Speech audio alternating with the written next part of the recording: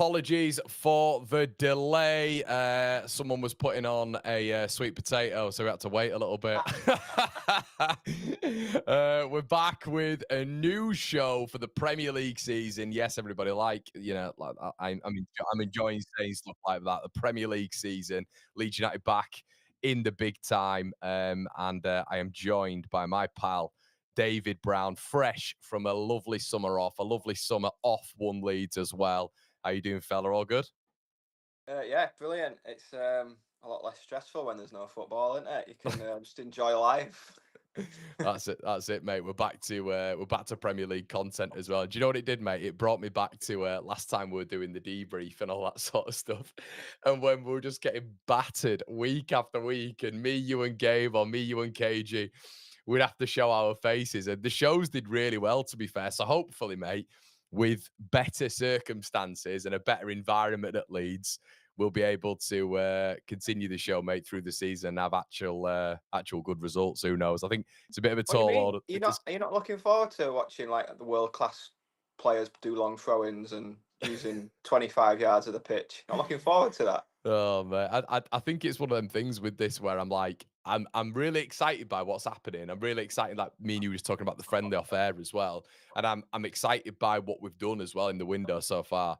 But I am thinking to myself, Connor, you're gonna have to sit down with Brownie. You're gonna have to sit down with whoever's coming on one lead, and you're gonna have to get used to it. My dad rang me earlier, Brownie. He goes, you were talking about all these great signings, this, that, and the other, and then at the end of it, you spoilt my morning by saying, but the likelihood is we're gonna go down. And I was like, well, Uh, I'm just trying to balance it, Dad. I'm just trying to balance the fact that it's gonna be a tough season, there'll be meltdowns. There'll be Find it on meltdowns. one leads.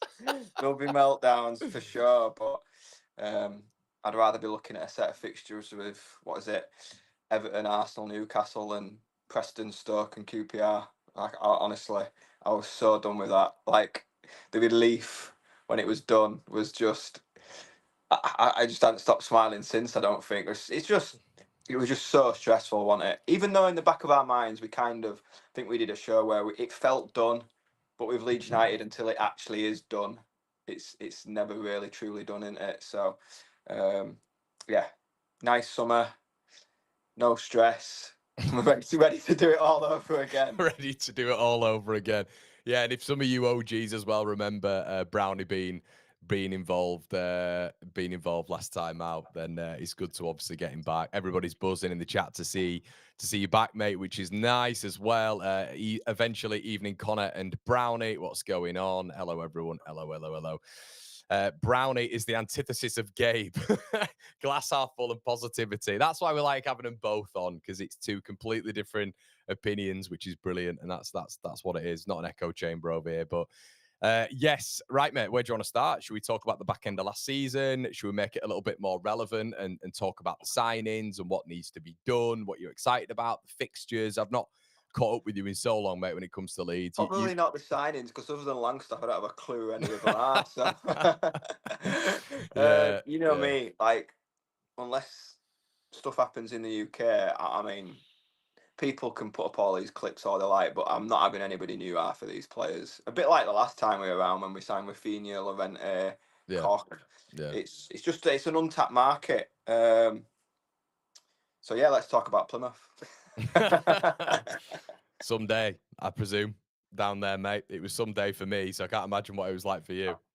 Yeah, weirdly, Leeds put a clip up, not Leeds, the Championship put a clip up of all our 90th minute plus goals yesterday. Yeah. So it was nice to just sit and watch that. And I mean, the Plymouth game seems so long ago, but I was having a discussion with my brother and that about where it ranked on away days.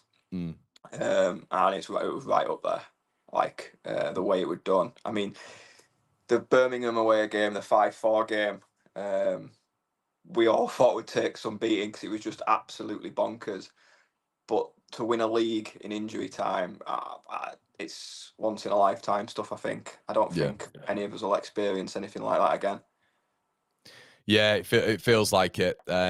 Interesting as well, mate. I didn't want to I didn't want to bring this up immediately, but it's probably a good way to get into it. I don't know if you've seen any of the bits afterwards. Fark has been speaking about Joseph. Am I on YouTube on yours as well, mate? Is that can you is it have you got the sound on YouTube? No, mate, You no, haven't. can't hear. I can't hear an echo. No, no. All right, fine. Farker on Joseph. Apparently, he's asked to leave Leeds United. Farker said, "What should I do?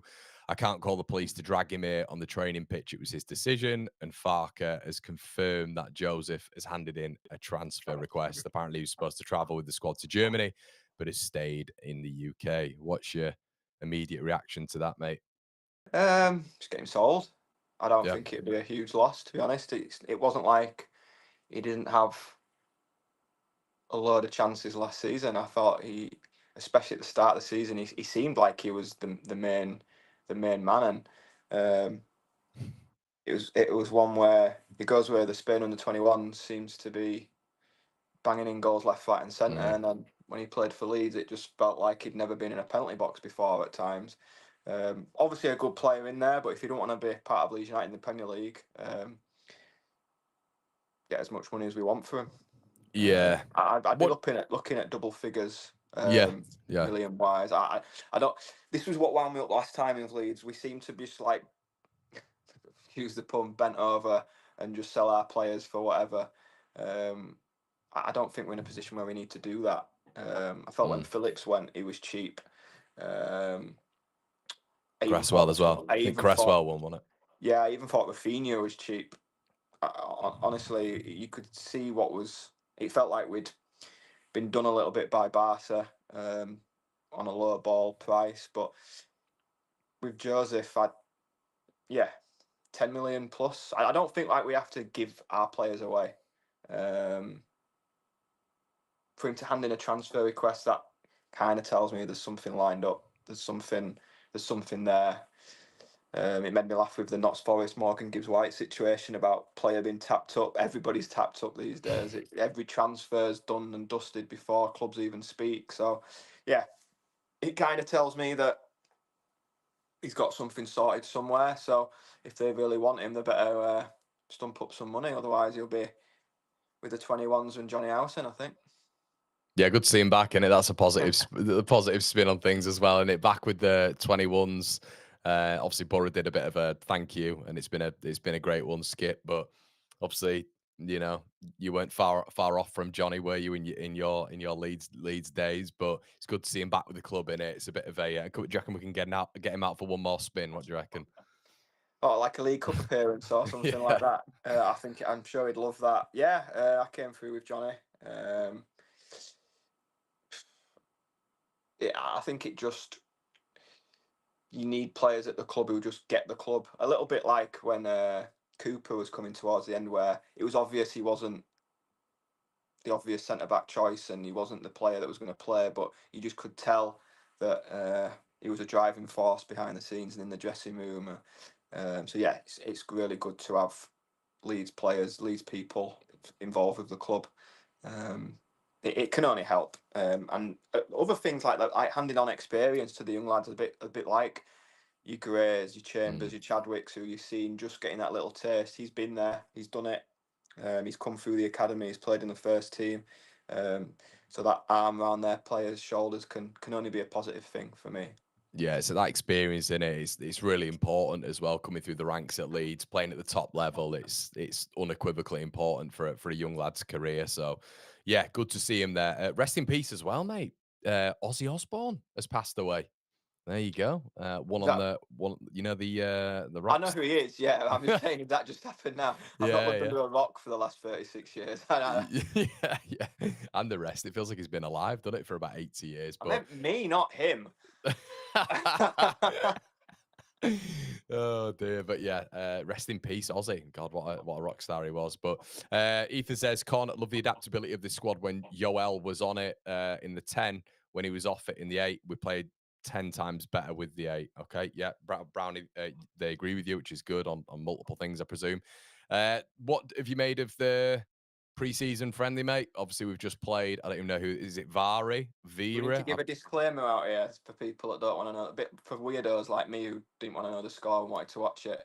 Oh yeah, so me and Brownie were talking before, and like I was watching it, but Brownie was saying that he doesn't want to know the score, so I had no idea whether or not to talk him through it. I've watched it now, but you know what I mean. Yeah. I like watching things. I'm a bit of a weirdo like that. I like watching. I used to do it on holiday where like when I was a kid and stuff like that, you wouldn't get the. No, it was when it was actually when I was in Australia, and like you'd wake up the next day and you might not have watched it because obviously it was on at 4 a.m. And I'd have done this thing where I'd be looking at my phone, I'd be scrolling down the scores, and I'd just be closing my eyes like that and just being like looking at the opposition score, and it'd say Liverpool 2, and I'd be like, oh come on, Leeds 0. Fucking hell. Yeah, like I obviously when I used to play, like getting back into the changing room at 10 to 5 o'clock, and some weekends, if I knew I was going to be at home, feet up, takeaway, I'd avoid the football until match of the day came on. Really? Weekends, yeah. Like I say, weirdo, but if people don't want to know the score, you're probably on the wrong show because we're going to go through the game.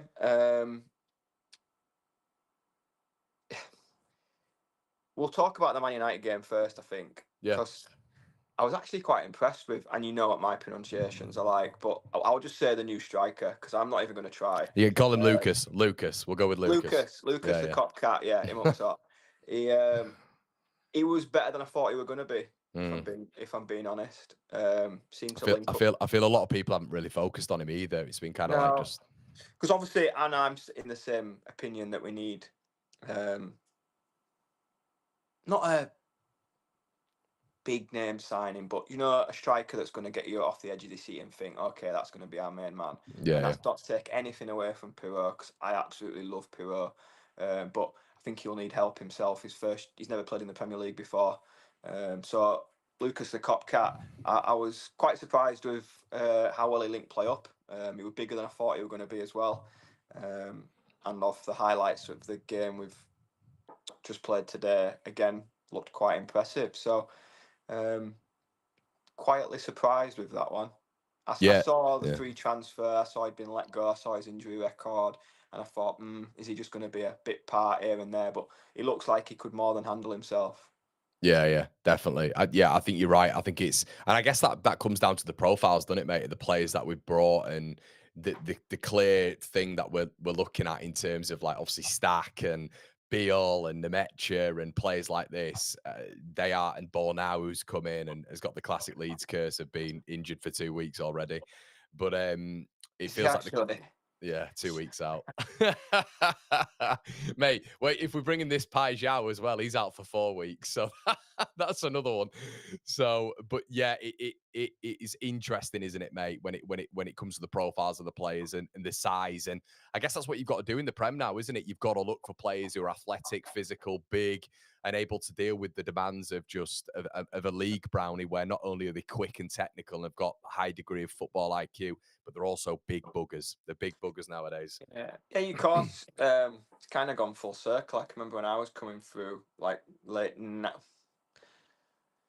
just a bit before, when I was growing up watching football, so late 90s, early 90s, you had the Arsenal Invincibles, which was packed with just units of Vieira, Gilberto, like big people. Then it's sort of like people forget about like Henry and Bergkamp as well. Bergkamp was a monster, so was Henry. Adams, Keown, just absolute animals. And then it sort of like went through the teens with like your Messis, your David Silvas, them type of technical magician type players. And it seems to have gone full circle, I think, where it's going back to just athletes. But yeah, with the Premier League, long gone are the days where it was 3 subs, only allowed to name 5. You've got to have a squad. What you're allowed, 7 subs, 9 subs, and you can make 5. So you need to have a good 15, 16 more than capable players that can play week in, week out. So yeah, that squad depth for me is the only thing that's niggling in the back of my mind, I think, at the minute, because we've brought 4 or 5 in, but when you look at that team that played at Plymouth on the final day, we've lost 3 main players from that, in Solomon, Firpo and Rothwell, who played a lot of football throughout the season. So yeah, we've brought 4 in, 5 in, maybe even 6 now, but lost three key players. Still don't think we've replaced Solomon. I know Ramazani's played, and we've got your best mate Jack Harrison back from Everton, but I don't think we have replaced Solomon as yet. Yeah, I agree. The goalkeeping situation is we can't go into the 16th of August with Meslier and Darlow. Well, apparently Ben Jacobs has just spoken about. Well, he's spoken about 3 or 4 hours ago, and he's topsy turvy when it comes to reliability. But he said that apparently Leicester City have discussed Elan Meslier at Leeds. So I mean, that looks like the only credit. I mean, it's his level, isn't it? Yeah, I mean, I saw a few tweets saying, "Oh, what a great save in the friendly at the weekend," and I just thought, no, let's not. Was it Baron Cross who was saying about in training as well how he made a good save? I was like, yeah, don't I start mean, next this. we'll be telling about postman delivering letters. Like I've said this for God knows how long. Goalkeepers make saves, strikers score goals. It shouldn't be. Yes, praise them, but not. I'll tell you what. It says a lot that we're actually startled by the fact he's made a save. Yeah, it does. Yeah. We're actually mentioning the fact that he's made a good save because that therefore tells me that he hasn't made too many in recent times. But and this isn't to knock him or anything like that. But it's a position that we need to sort, and it feels like it's a position that we've needed to sort for two seasons at least. Goodmanson left back. I thought he was really progressive with the ball in the Man United game. Obviously, we've only seen 11 minutes of highlights from today's game, so we can't really talk on that. But looks to be a similar type of player that likes to get forward. How do you say it? Benu? Did you say it? Bornau. Yeah, Bornau. I'll call him Bono. Bono. That's a good one. Bono. We'll call him Bono. Look steady away, but obviously he's injured, so that's not the best start. Biol, I think, will be one of obviously our main centre backs. Looks like this season. What would you do? What would you do at the back? I've got a feeling. I know what you'd do at the back. But if everybody's there, fit and ready, and obviously you're not seeing a lot of ball now, but I think Biol's just a certified, isn't he, to be starting? He looks like a monster as well, doesn't he? So it feels like it's one of two. It'd be Biol and Rodon all day long. Yeah. Yeah. I think. Do you know? I think it could work. I've mentioned this a few times before, but I think there's strengths enough in that back sort of three to go to a back three. You know, if they wanted to do that and sit in a 5 if we're under pressure. I wouldn't be surprised, purely because of PSR, if there's a discussion with Struijk at some point. Yeah, I think so. I don't see him getting in. I thought we were better when it was Ampadu and Rodon at the back to last season. The amount of goals and chances conceded shows that. So I don't see, and we're stacked with centre midfielders at the minute. I think if there was a problem with one of them two, I think Ampadu is more than capable of dropping back in. Premier League, do you reckon? I don't know what it is with Struijk, but he just worries me. Yeah, you've always had that with Struijk, haven't you? You've always had it. And even at the game at the weekend, he just looked so shaky. Yeah, he didn't look great at the weekend. Look great. Do you think if he was next to like a Biol or if he was next to a Biol or like maybe a Rodon, he'd have looked a little bit steady. And Bornau wasn't poor, but I guess it. But yeah, I do agree with you. The passing out from the back was maybe slightly fortuitous. I don't think he's the quickest either. No. Which is a huge red flag in the Premier League because there's just so much pace. But it was nothing to do with him being a bad player or anything. I just more meant from the PSR point of view that he's just pure profit. Apparently, I look like Bornau with a blonde wig, says Fraser, which is interesting. I'm not looking to offload Struijk at all. I 100% hope he's still at the club come the end of the transfer window. But it depends what his aspirations are as well. If he's thinking he's a main centre-half starting player and he's got Biol and Rodon in front of him, unless someone gets injured or a change of formation and we drop into a back three, then I just see it being Biol and Rodon. I genuinely can't see past them two. Yeah, it does feel like the midfield is I think a massive talking point of who plays. I could see people are saying we need a 10, we need a 10, we need a 10. Honestly, I'm fully on board with that. Like, you know, my opinions on Brendan Aronson, I could probably go get someone in the street to run around like he did. But we're going to be under the cosh a lot this season. I could see us playing without a 10. Yeah. I really could see us playing without a 10 and just being hard to beat and hard to break down. 10s are normally luxury players, aren't you? When you think of your Pablo Hernandez's that we've had in that position. We've not really been blessed with too many good 10s. I'm thinking of Brendan Aronson and Tyler Roberts, and it's scaring me. But yeah, it's... Last one in terms of ability was probably Samu Saiz, wasn't it? I don't even know if Pablo was a 10. I don't think he was an out-and-out 10, was he? No, he played out on the right quite a bit, but that sort of diminutive player in there looking to thread passes and find holes, and even Sammy Saiz became a bit of a luxury towards his end of like. Do you think that's what 10s are now, though? I think 10s are moving to that, but I think you're getting, like, I've mentioned it a couple of times on here about, like, Odegaard being a classic example of, like, him maybe starting out as a number 10, but then becoming an 8 because of the demands of the Premier League. You know, I think it almost depends box to on the box. striker you've got as well, who's playing down the Yeah. middle. Because if you look at when England got to the final of the Euros, Kane was coming in deep a lot, but his wingers were just always going in beyond. So the striker was dropping in to kind of like be that person in the hole, and you've outlet was, I think back in the final, I'm thinking of like, did Rashford play, didn't he, when he was actually half decent? Rashford was getting in behind. I guess that's Peru in it. That's Peru in the 10 as well. And then Isn't you've it? got Pirlo dropping in, and you've got James or Ramazani or Nonto. You've got the Red Arrows going in behind. Are we going to be playing that way? And that Lucas the Copcat looks to be the similar type of player. Get in, hold the ball up, and look for runners.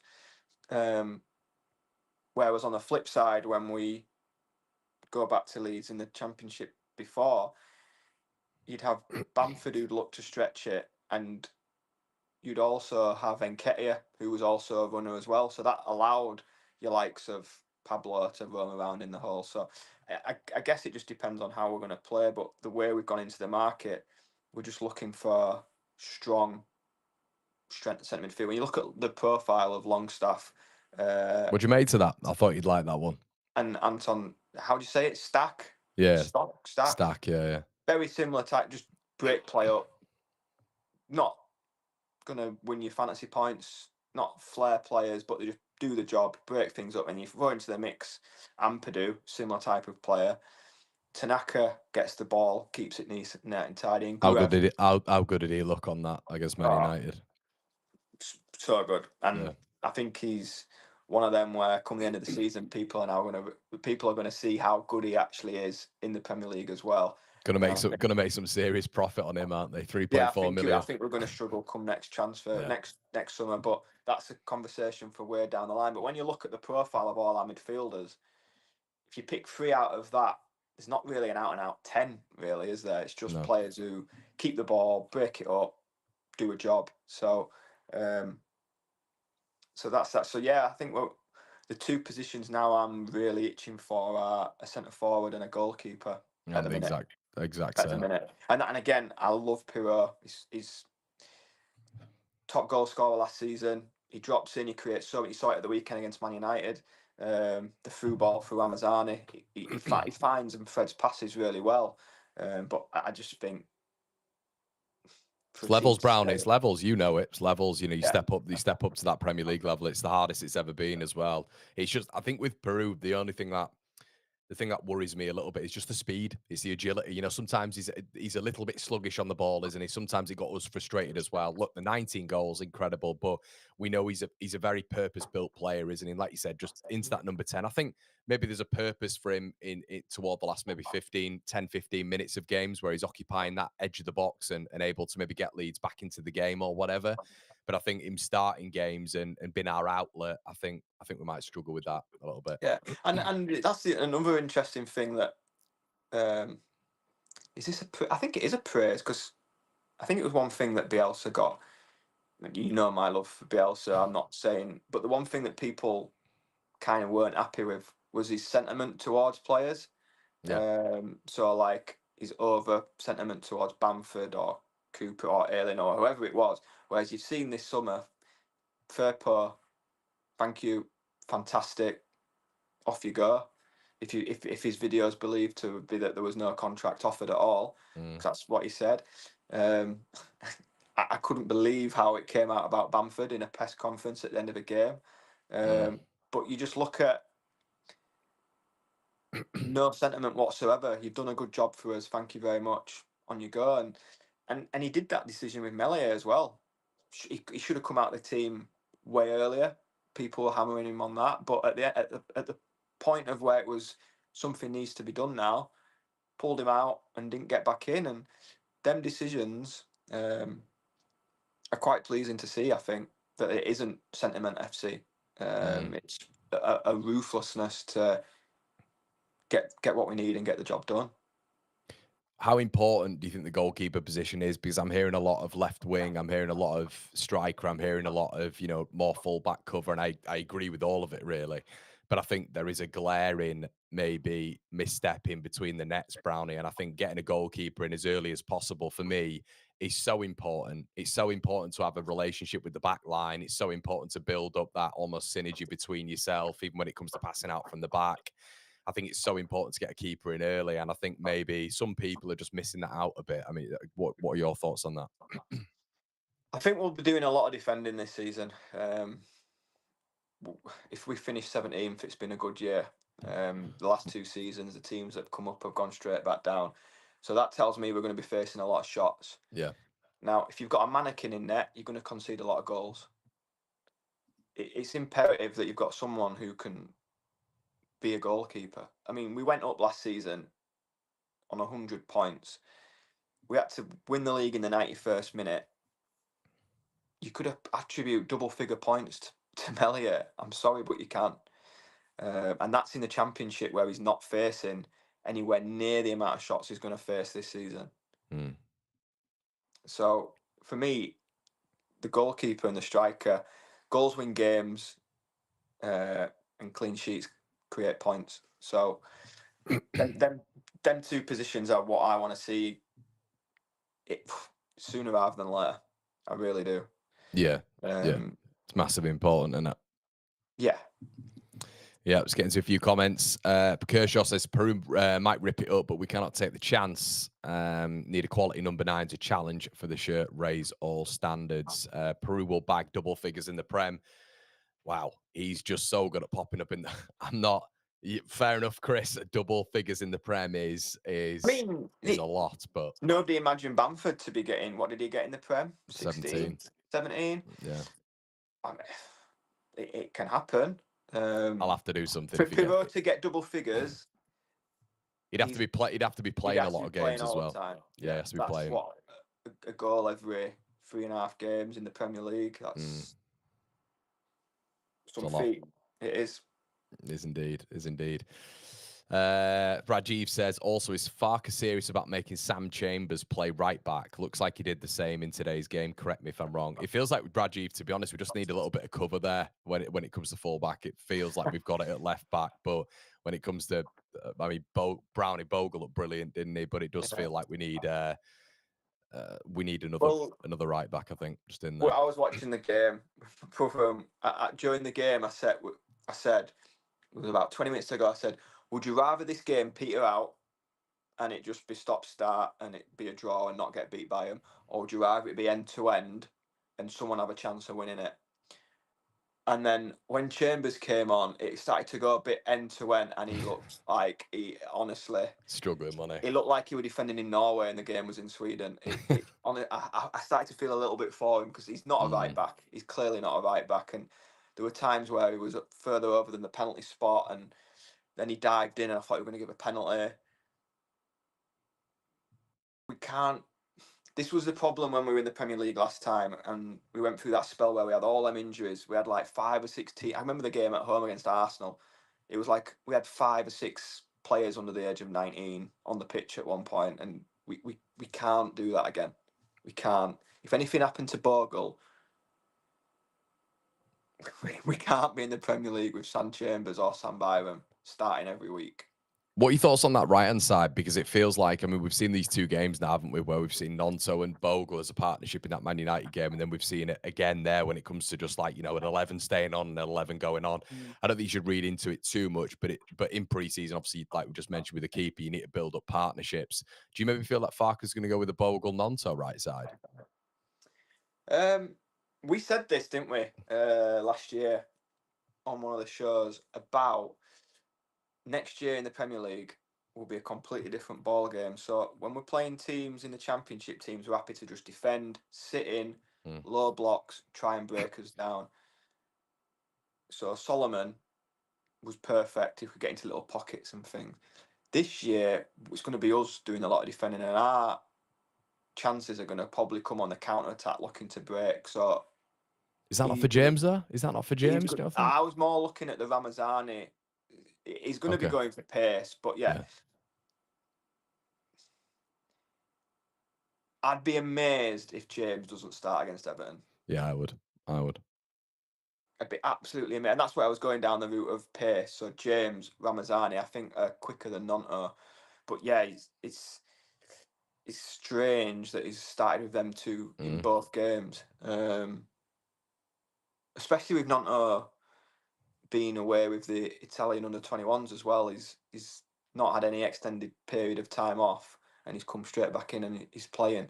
They've looked good. They've looked quite good together, though, aren't they? That then creates a headache. Yeah. Back because some of the, I mean, there was a spell against Man United where they were just, it were like, do you know, like in playground where someone's got a shoe and they were throwing it around and kids running around trying to get a shoe back. It felt like a little. It felt like a little bit like that. Do you not think Casemiro chasing his tail trying to get a ball, and it felt like a little bit of a rondo, didn't it, between Tanaka, Bogle, and Nonto, and they were in the small spaces. You know, in those tight spaces where you're going to be pressed in the Premier League. They were brilliant of getting out of it. They were brilliant at it. And is Nonto better suited for that than James? Yeah, I think he is. He's better in them tight areas. Technically better. And again, people who've seen the highlights today of the game today, there's another spell in that where Bogle into Nonto around the corner, we've got out and broke. So I would still be amazed if Jan James doesn't start that first game against Everton. But I've said this on some of my shows, Brownie, that it feels like with Nonto and Bogle, tactically, they're quite close together in build-up, aren't they? And then you might get one of them darting off, like whether or not it's Bogle or Nonto on a 1-2 overlap or whatever. But then you feel with Dan James and Bogle, the gaps like that, isn't it? It's about finding the ball over the top two, Dan James. It's very different. The other way of looking at it is, and this is something I said last year to you, Dan James knows his role. Dan James is disciplined. Dan James gets back in, he defends, he knows what he's doing. And I think this really hampered Nonto last year. When Nonto was on the pitch, and that's probably why he didn't play in the 10 much. And it's probably because he's still young as well and learning, but is he playing in there just so he can become more disciplined and get used to where he needs to be to plug gaps? Because in the Premier League, we're going to have to plug a lot of gaps. We can't be in a position where we've got our right winger beyond the striker and just wide open. So it could be a case of getting talked through by Jayden Bogle, like, you need to be here, I want you here, I want you there type of thing, just to get more consistency, because they haven't played together a lot, them two, on that right-hand side, because Dan James was a pretty mainstay in that team. The thing that did make me chuckle was on one side we had Dan James, Willie Nonto and Jayden Bogle, and on the other side we had Jack Harrison and Sam Byram. It was like worlds apart of people on each flank. Diallo must have been like, honestly, every time that ball got switched, it just seemed like there was no. It was like nobody were there. It was just Diallo with the ball. And it's weird because both of them are always heralded as we look at Harrison as well. He's probably more noted for being a good defensive winger, and Byram's good as a 1v1 defender, isn't he? In particular. And it felt like, you are right, Diallo was almost just standing them both up, and they were both square on him, and Diallo would just play that ball in step to Casemiro every single time, and it was working. I mean, I wanted to get your thoughts on two things. Number one, Byram been offered an extension, and I guess the key phraseology, the key language was Beren Cross saying that he will now be the deputy left back. And then secondly, I want to get your thoughts as well on Jack Harrison and the whole conundrum there. Sam Byram, I think part of it will be the homegrown quota as well. That'll fill that. I really hope nothing happens to Goodmanson if he's our understudy left back in the Premier League. It like you said that word earlier, levels. I felt in that final day at Plymouth, he got tore a little bit against Plymouth. I thought he did. Yeah. I didn't think that we were ever going to see him again. He was a striker. The striker was pressing on him a lot, wasn't he? Do you remember the striker who's up top for them? He looked really good. Yeah. He kept pressing on him every single time. Like, I don't look at Sam Byram last year and think, God, he was at fault for that. No. Or he was at fault for that. He was steady, did a job. On his weaker foot as well. On that, he always had to come back. I think that massively hampered us. There was a game at home that stands out in my mind where it was just after the international break, and Firpo was on the bench. It was someone that we should beat at home as well. I think it might have been Swansea. We ended up not winning the game, and honestly, I don't think Sam Byron went over the halfway line or passed the ball forward. It just constantly kept coming back. And if you're doing that in the Premier League, you're just going to invite pressure constantly. And that was the good thing about Goodmanson when he came on, in that he looked to go forward all the time. He looked to step in. And the Ramazani chance came from him stepping in, nicking the ball forward to Pirot. And I just think we go back to Leeds being square pegs in round holes. That just feels like a square peg in a round hole to me. An understudy left back being right-footed. Like I wouldn't have been. I think he was steady, Eddie, in the Championship, but I think a lot of it, you know, in terms of just once again the style of player that Schmidt was, when you bring him in January and you think he's both-footed, you know, he's played in Europa competition, albeit not the best competition. He's getting picked for Switzerland as well. You thought maybe a little bit more technically gifted than Sam Byram, and then he's going with Byram, isn't he? And Byram's sort of the tried and tested, and you wonder if it's like that meritocracy thing where he's thought to himself, well, you know, he's done well for me last season on a free, he's proven himself, and we'll give him a contract in a sense. So yeah, I wonder if that's maybe that ruthlessness that we're talking about. Maybe there's a little bit of empathy there as well. I don't know. Yeah, you don't know the details. It could be a cheap one. Yeah. So PSR wise, homegrown status wise. You are right. You are right though. If you come, like, if Goodmanson's out, I've mentioned this, and there's, let's say, 3 games. Let's say we're playing like, let's say, bog standard. Even I'm talking Man United in the Premier League, bog standard. Man United, Palace, and Sunderland away. You know, I know they're not the fixtures and stuff, but let's just hypothetical world. If he's coming up in those 3 games, you're worrying, aren't you? As a left back, that's what you're worrying against. I'll put it like this, mate. Even in the Championship when he played, I thought we were weaker. Yeah, me too. Yeah. So in the Premier League, I mean, you talk about them teams. So like, I know he's probably going to be moving on, but you think of some of the wingers that were coming up against Firpo in that Premier League season. When honestly, I remember being at Ellen Road and Salah were just stood out there, and this is no disrespect, but.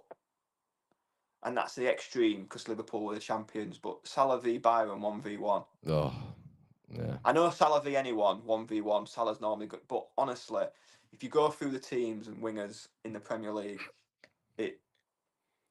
Well, I've just had a look. We've got 3 fit. It's been hypothetical again, but if Goodmanson's not fit, and we've got a 3-game period, probably our easiest game period, where you've got as a 3 Fulham, Wolves, and Bournemouth. I mean, that is just Byram at left back, and we don't want to focus on it too much and hammer him, but I think he just needs a bit of help in there. And this fullback cover's massive in it. You know, they keep talking about getting fullback cover in. You can get a player who can cover both right and left, even though I feel like we've kind of got that, but they clearly don't like Schmidt. Something's going on with Schmidt, clearly. Is he not injured at the minute, though? I just don't think he fancies him, does he? I didn't get any idea last year that he fancies him at all. I mean, I didn't really after I'd seen him, but yeah. Yeah, fair enough. And on Jack, did you just look up and pull your shorts up on purpose there? Were you doing a Jack Harrison when he balloons out a plane and goes? it sounds like the door's open for him, doesn't it? Yeah, it does. Yeah. But is that door open for him because nobody wants him? Yeah. Harrison, innit? It's Harrison 2.0, innit? Is that door open for him because of the cost? The cost implications for clubs to come and take him. Played a lot of games in the Premier League last season, so he's played in the Premier League. Struggling now, aren't you? Yeah. Put it this way, I wouldn't have had him when we had Solomon, Ramazani, Nonto, and there was James. He'd have been fifth in that list for me. Yeah, so. For me as well. He'd have been bottom of the pile last year. But the problem we've got is, and also Brownie one more as well. Riley's put it in the chat here. Did you notice something with him playing today? What he was doing all the time, Harrison? Did you notice what he was set pieces? He was on every single set piece. So I was thinking to myself, here we go. Yeah, I wonder if he's learned how to beat the first man from a set piece yet. Because that's going to be massive for us set pieces, by the way. And some of the, I mean, Strike had a goal disallowed today. Beal's had a header. Yeah, there was a couple at the weekend as well. So if that's his thinking, but yeah, it just. I mean, you can't blame a player because of his parent, but his mum hasn't helped the situation. It stinks of Matt Grimes, but yeah, you say you don't see a way back, but then you look at Nonto. He put a transfer request in to come back. Aronson went to Timbuktu and back, came back.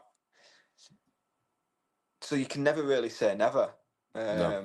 Firpo, when we got relegated to the Premier League, was the worst player that I think any of us had ever seen in the Premier League. He's left to go to Spain with his own song and a bit of a club. Hero. Yeah, it's relative. I'd say we all came round to him last season, didn't we? All of us. Yeah, but I don't think we'll come round to Jack. I mean, you can't. The good thing for Nonto was he was 17, 18, he was young, naive, got his head down and played, didn't leave. Aronson came back, and as much as I wouldn't have him anywhere in my team, he came back when we were in the Championship. He hadn't just come back floating in when we're back in the big time. He's come back and he's gone to Oxford, he's gone to Plymouth, he's gone to a Stoke on a Boxing Day night, or whatever it was. He's come and worked hard and helped get us promoted. Harrison has just, we've gone down. He's waltzed off for 2 seasons and now wants to come back because we're in the Premier League. I mean, I don't even know if he wants to be there himself, if I'm honest. I mean, did you see the picture before the Man United game? Yeah. It looks like he's been kidnapped. Like, honestly. It's one to what? How much would you want? So I know you're saying you don't want him, right? But how much would you want to say, yeah, you can take him? Yeah, you're probably looking at around 10 million, aren't they? They brought him in for 11, so they'll make a loss on the books. But if they can make in, I don't know, 10 million quid for him, that'd be unbelievable. I mean, he's at what? He's 28? Is he 27, 28 now? He's still in the prime of his career. He must be knocking on because we've lost him for 2 seasons. It felt like we loaned him for about 15 seasons on a trot. We got him quite young. We got him quite young though, didn't we? Because he'd been at Borough, hadn't he? He'd been at Borough, then we got him. So for me, it feels like 10. If we can make back the book on what we got him for, that'd be unbelievable. I don't think they'll be able to do that. I'll be honest with you, but I don't know if it does feel very similar to what you were saying, Brownie, in terms of just having to reintegrate him and then maybe getting a bit of a better book for your value. I mean, I just going to address a certain comment as well. Tom says, Byram has experience, good professional, would be cheap as chips. What's the harm? He's nowhere near starter, even with injuries. Well, Tommy would be, because we've had confirmation that he is going to be the backup left back. So that's what we're talking about, mate. We've not had Brownie on the channel for a while.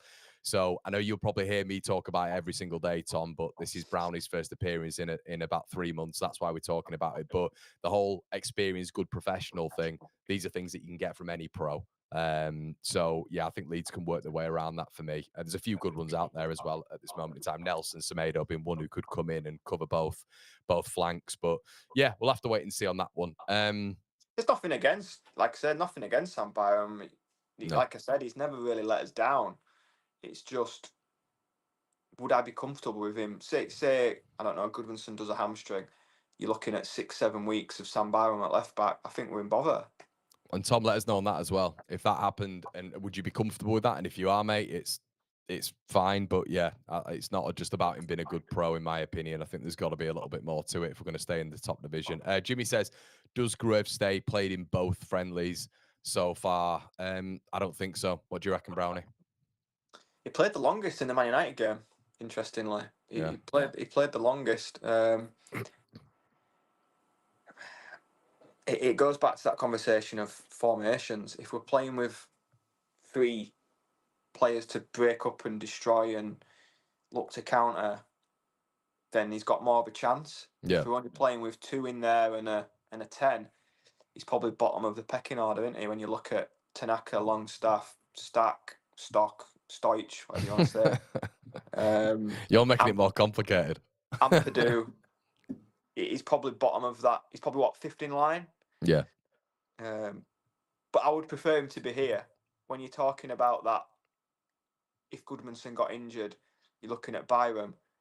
If one or two midfielders got injured, I'd be more than comfortable with him playing 3 or 4 games. Yeah. Yeah. So I'd rather us have that depth than him going,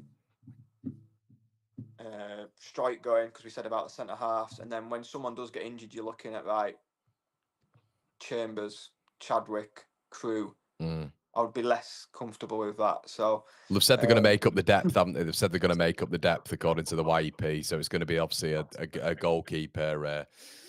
It's going to be a fullback cover. It's going to be a striker, and then it's going to be bringing up the depth, which is big. What have you made? What have you made to?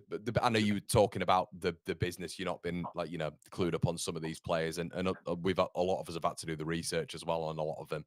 But so far, so good, really. I think. Anyway. I'd probably give it the transfer window at the minute 6.5, maybe pushing a 7 out of 10. I need to see more bodies. I want to see more bodies in the building. Like I said, we have brought in some numbers, but we lost some as well.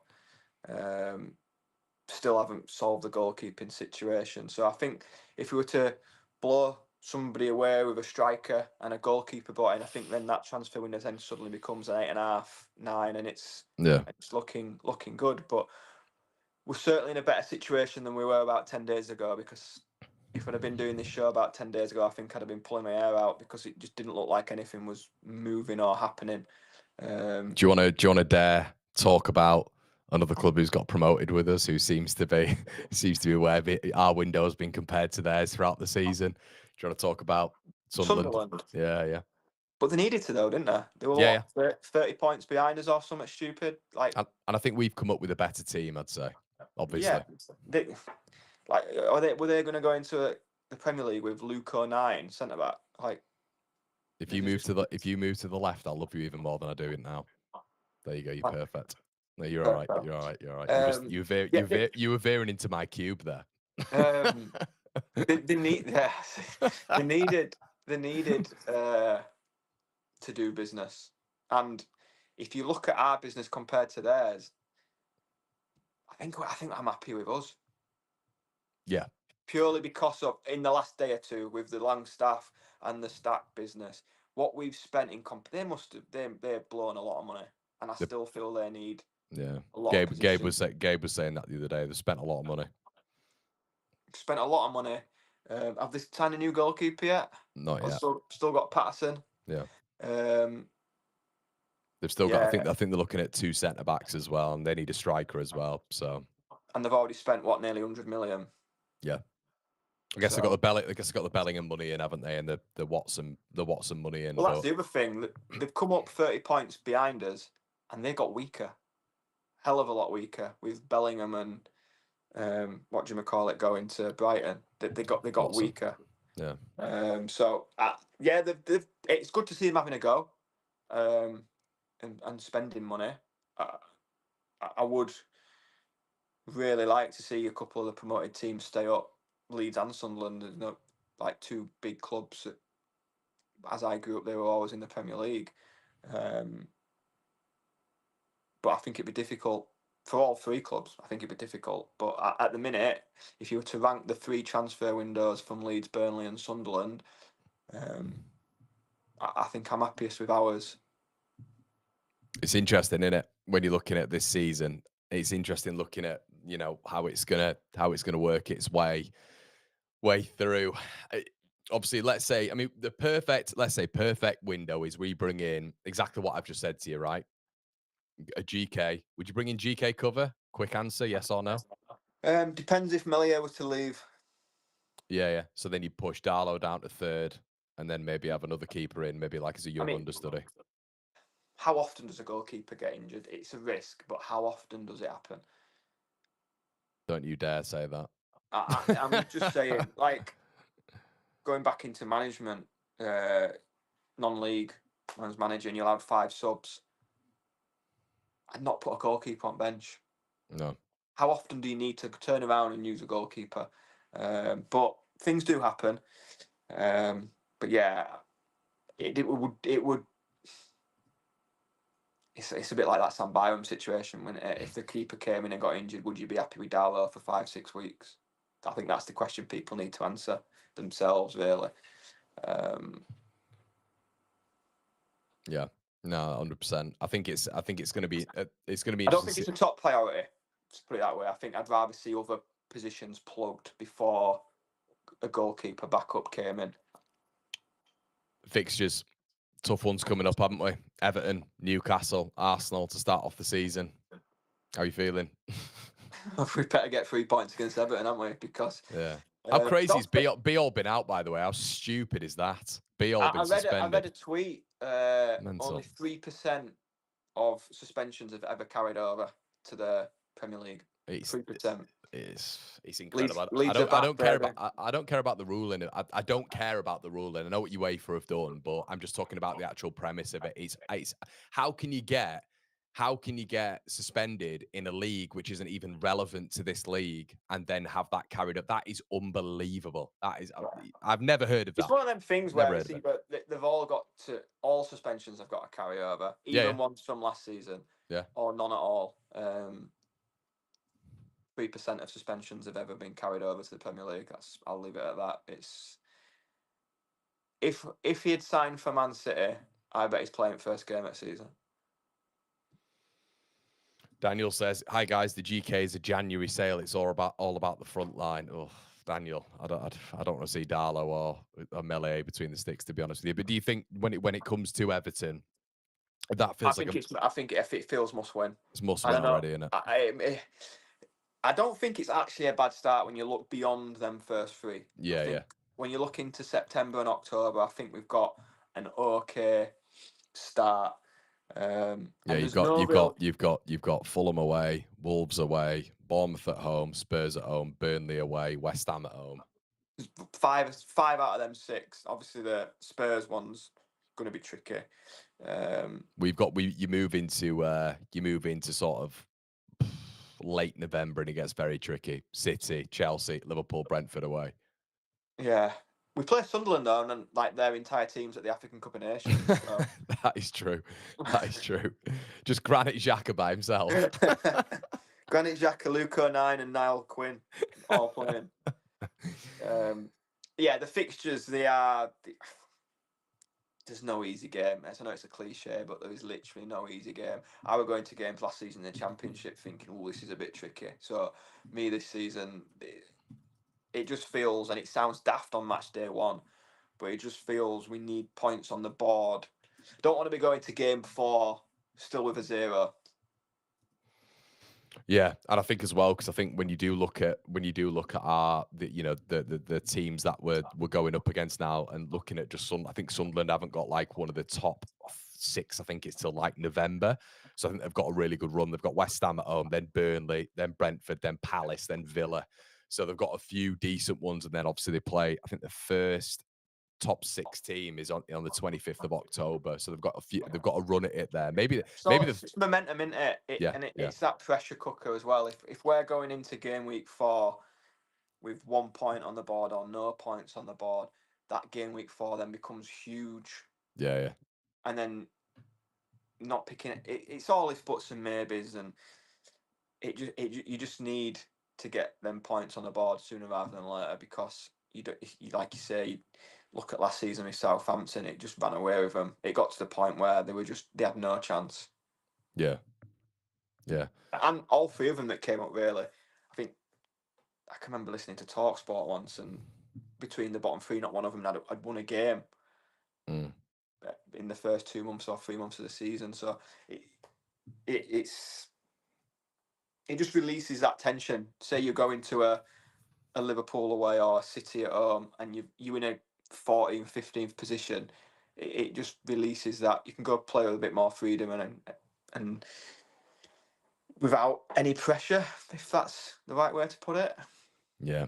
We've got Tommy K in the chat as well. Tommy K is a massive Forest fan, and he basically says every signing we make is rubbish. every game we're playing, we're going to lose. And he's fair to you, Tommy. You're here every single stream, mate. So I've said to him before, there's definitely been a Leeds fan who's hurt him. There's been something that's happened in his life. I reckon his dad's a Leeds fan. His mum or dad are Leeds fans. But he's in here every stream. Shout out to you, Tommy. It's immaculate dedication, and he's commenting all the time as well. So fair play. We had a few Man United fans in the chat at the weekend as well, Brownie, which was always. Well, Forest signed that many players when they went up. Some of them were bound to be good, weren't they? What did they sign? 400. They had to do an extension on the changing rooms, didn't they? They're all new changing rooms at the Trent. Yeah, Tommy, and I mean, you've got a few things that potentially might go wrong at your place this season, mate. So we will be there. We will be there. But listen, guys, we're going to leave it there. It has been around about an hour. So we're going to be here for White Noise every single Tuesday, myself and Brownie. So good to be back. Good to have the man back as well. Yeah, absolute pleasure to be here. We will be back with the Room Mill tomorrow. Brownie, thanks for joining me, mate. It's good to have you back. Yeah, it's been good, mate. It's been good to be back. I think, like everyone, we're just itching to get stuck into it now, aren't we? It's pre-season's well and truly alive. Got Dublin to look forward to in a couple of weeks, and before you know it, am I going to tempt you to have a Guinness or not? With blackcurrant. Oh God, shocker! There you go. Brownie's going to be over in Dublin. I'll be there as well, everybody. But until next Tuesday, it's been an absolute pleasure, and we'll see you in a bit, guys. Cheers.